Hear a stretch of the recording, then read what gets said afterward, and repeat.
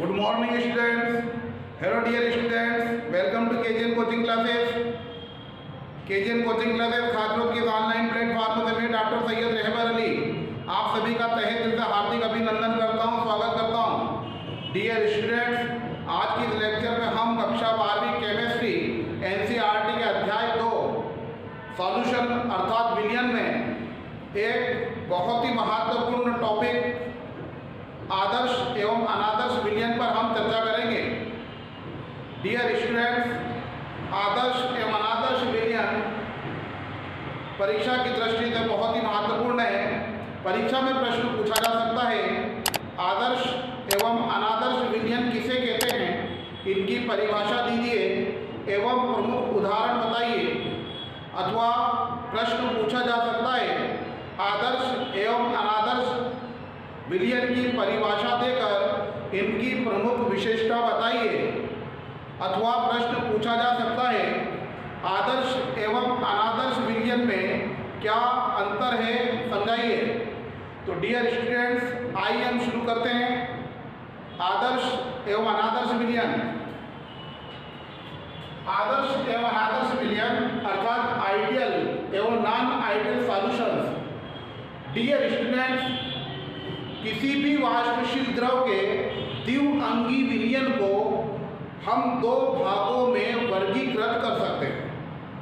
ये दो भाग होते हैं, पहला होता है आदर्श विलयन यानी आइडियल सॉल्यूशन और दूसरा होता है अनादर्श विलयन यानी नॉन आइडियल सॉल्यूशन।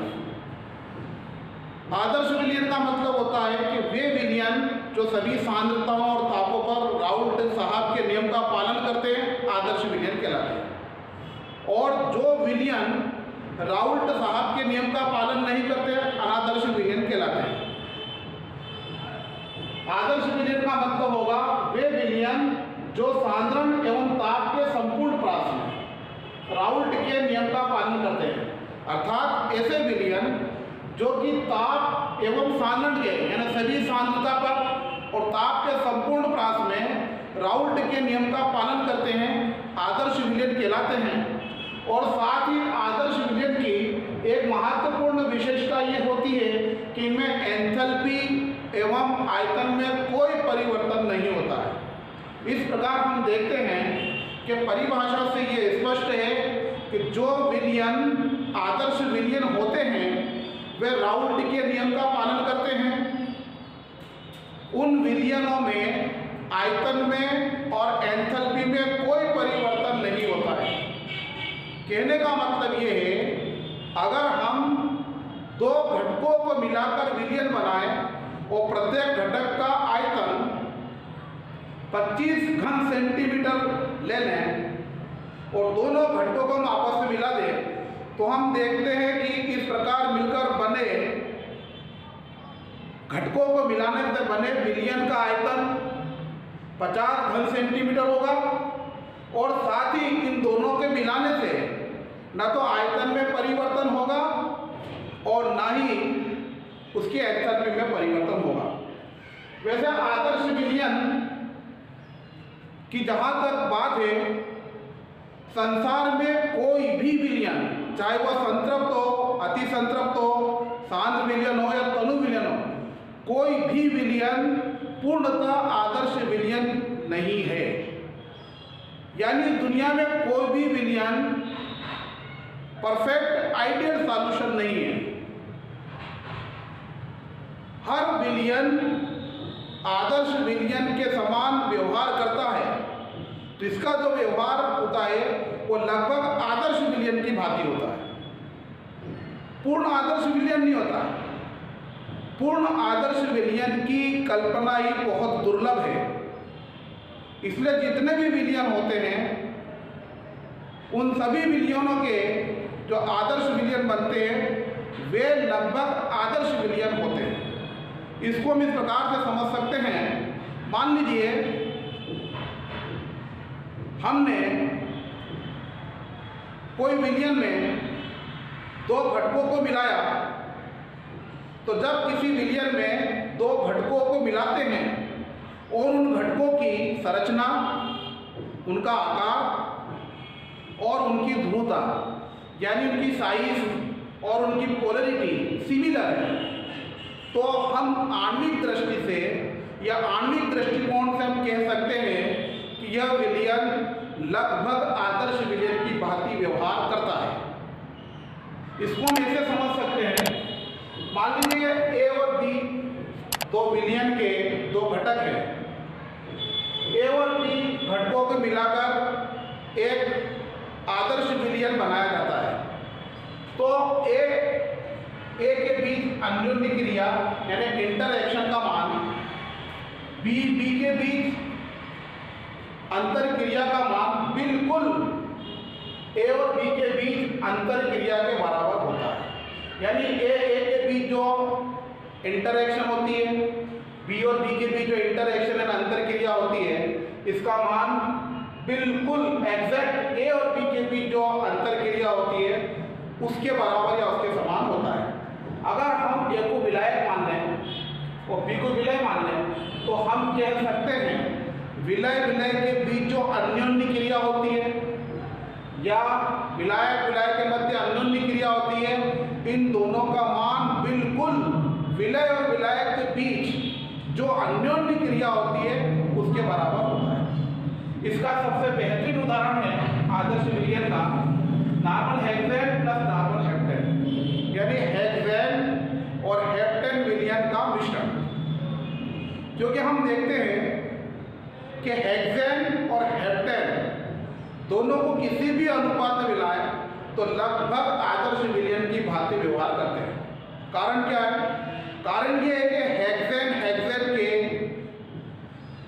बीच अन्योन्य क्रिया का मान, हेप्टेन के बीच अन्योन्य क्रिया का मान और हेक्सेन और हेप्टेन के बीच अन्योन्य क्रिया का मान बिल्कुल बराबर होता है। इस प्रकार ये जो एग्जाम्पल है normal hexane normal heptane, benzene और टॉलुइन, एथिल ब्रोमाइड और एथिल आयोडाइड, ये आदर्श विलयन के उदाहरण हैं। प्रायः यह देखा जाता है कि तनुकरण करने पर क्या जब किसी विलयन को हम तनु करते हैं तो वे आदर्श विलयन की लगभग आदर्श विलयन की भांति व्यवहार करते हैं। क्यों? क्योंकि हम जानते हैं जो अवयव मिलाए जाते हैं, जो घटक मिलाए जाते हैं, मिलाने के पूर्व अन्योन्य क्रिया का मान और उनको मिलाने के बाद अन्योन्य क्रिया का मान या उनके अणुओं के मध्य अन्योन्य क्रिया का मान बराबर होता है। इसलिए उनके एंथैल्पी में भी कोई परिवर्तन नहीं होता और आयतन में भी कोई परिवर्तन नहीं होता है। इस प्रकार हम देखते हैं कि पूर्णतः आदर्श विलयन बहुत दुर्लभ है। जितने भी विलयन हम बनाते हैं वे लगभग आदर्श विलयन हैं। इस प्रकार हम देखते हैं आदर्श विलयन की परिभाषा से स्पष्ट होता है कि अगर हम आदर्श विलयन बनाते हैं तो उस विलयन में निम्नलिखित विशेषताएं होना चाहिए। क्या विशेषता होना चाहिए? पहला तो एक उसे राउल्ट के नियम का पालन करना चाहिए। अगर हम आदर्श विलयन बना रहे हैं या वो आदर्श विलयन है तो उसे राउल्ट के नियम का पालन करना चाहिए।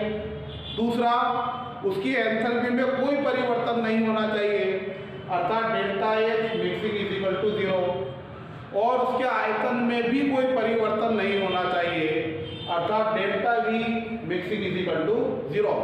तब तो हम कहेंगे कि दिया गया विलयन आदर्श विलयन है, क्योंकि वो तीनों शर्तों का पूर्णता पालन करता है। और इसके विपरीत, इसके अपोजिट अनादर्श विलयन या नॉन आइडियल सॉल्यूशन, सीधे सीधे शब्दों में हम कह सकते हैं कि जो राउल्ट साहब के नियम का पालन नहीं करते अनादर्श विलयन कहलाते हैं। जो परिभाषा हमने आइडियल सॉल्यूशन की यही पढ़ी है कि जो विलयन साधारण एवं ताप के संपूर्ण परास में राउल्ट के नियम के पालन करते हैं आदर्श विलयन कहलाते हैं।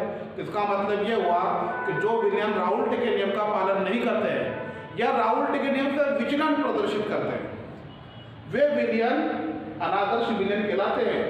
और साथ ही अनादर्श विलयन के बनने पर एंथैल्पी एवं आयतन दोनों में परिवर्तन हो जाता है। इस प्रकार हम देखते हैं कि अनादर्श विलयन की विशेषता ये होगी कि अगर अनादर्श विलयन है तो वे राउल्ट के नियम का पालन नहीं करते। क्योंकि हम देखते हैं आदर्श विलयन राउल्ट के नियम का पालन करते हैं, तो अनादर्श विलयन राउल्ट के नियम का पालन नहीं करते हैं। दूसरा, अनादर्श विलयन में आयतन में और एंथैल्पी में परिवर्तन हो जाता है, अर्थात delta H mixing not equal to 0 और delta E mixing not equal to 0। इस प्रकार हम देखते हैं कि अनादर्श विलयन में आयतन में और एंथैल्पी में परिवर्तन, अर्थात दोनों में परिवर्तन होता है। अनादर्श विलयन के उदाहरण है एथिल एल्कोहल और जल, बेंजीन और क्लोरोफॉर्म, बेंजीन और एसीटोन। तो इस प्रकार परीक्षा में प्रश्न पूछा जा सकता है कि आदर्श एवं अनादर्श विलयन किसे कहते हैं। तो आपको सीधे सीधे लिखना, इतना लिख दिया तो भी काफ़ी होगा कि जो विलयन राउल्ट के नियम का पालन करते हैं आदर्श विलयन कहलाते हैं, और जो विलयन राउल्ट के नियम का पालन नहीं करते हैं अनादर्श विलयन कहलाते हैं। इसके अतिरिक्त आदर्श विलयन में एंथैल्पी में और आयतन में कोई परिवर्तन नहीं होता है, जबकि अनादर्श विलयन में एंथैल्पी में आयतन में परिवर्तन हो जाता है। आइए हम देखते हैं दोनों में क्या अंतर है। तो परिभाषा से ही स्पष्ट है। पहला पॉइंट तो ये बन जाएगा आदर्श विलयन का कि जो राउल्ट के नियम का पालन करते हैं आदर्श विलयन, और जो राउल्ट के नियम का पालन नहीं करते अनादर्श विलयन। और अच्छे शब्दों में कहना चाहें तो हम लिख सकते हैं सभी तापों एवं सांद्रताओं पर राउल्ट के नियम का पालन करते हैं, अर्थात यहाँ हम राउल्ट का नियम लिखते हैं P = P0 into x है एवं Pb = P0 into x, अर्थात वे विलयन जो सभी सांद्रताओं एवं तापों पर राउल्ट के नियम का पालन करते हैं आदर्श या आइडियल सॉल्यूशन कहलाते हैं, और वे विलयन जो सभी सांद्रताओं एवं ताप पर राउल्ट के नियम का पालन नहीं करते हैं अनादर्श विलयन कहलाते हैं। इसमें Pa का मान Pa = P0 into x होता है, इससे बन जाएगा Pa is not equal to P0 into x है एवं Pb is not equal to P0 into x। यह इतना लिख दिया तो भी काफी रहेगा। आदर्श विलयन राउल्ट के नियम का पालन करते हैं, अनादर्श विलयन राउल्ट के नियम का पालन नहीं करते। दूसरा है एंथैल्पी परिवर्तन नहीं होता है, अर्थात डेल्टा H मिक्सिंग = 0 और इसमें एंथैल्पी में परिवर्तन हो जाता है, इसलिए हम लिखेंगे नॉट इक्वल टू 0। इसके अलावा हम देखते हैं आदर्श विलयन में आयतन में भी परिवर्तन नहीं होता है, अर्थात डेल्टा U मिक्सिंग = 0। तो अनादर्श विलयन में आयतन में परिवर्तन होता है, तो delta V mixing = not equal to 0। यह इन दोनों में अंतर होता है। इसमें डेल्टा H मिक्सिंग 0 है, इसमें नॉट इक्वल टू 0 है। डेल्टा E मिक्सिंग = 0 है, इसमें नॉट इक्वल टू 0। इसके उदाहरण याद रख लीजिए। इसके उदाहरण है normal hexane plus normal heptane. इसी प्रकार से एथिल ब्रोमाइड और एथिल क्लोराइड, ये भी आदर्श विलयन के उदाहरण है, बेंजीन और टॉलुएन।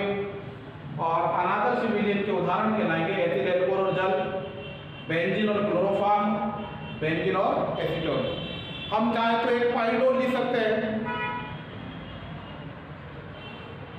आदर्श विलयन में विलय और विलायक की संरचनाएं एवं ध्रुवताएं समान होती हैं, जबकि अनादर्श विलयन में विलय और विलायक की ध्रुवताएं एवं संरचनाएं समान नहीं होती हैं। सबके बात समझ में आ रही है?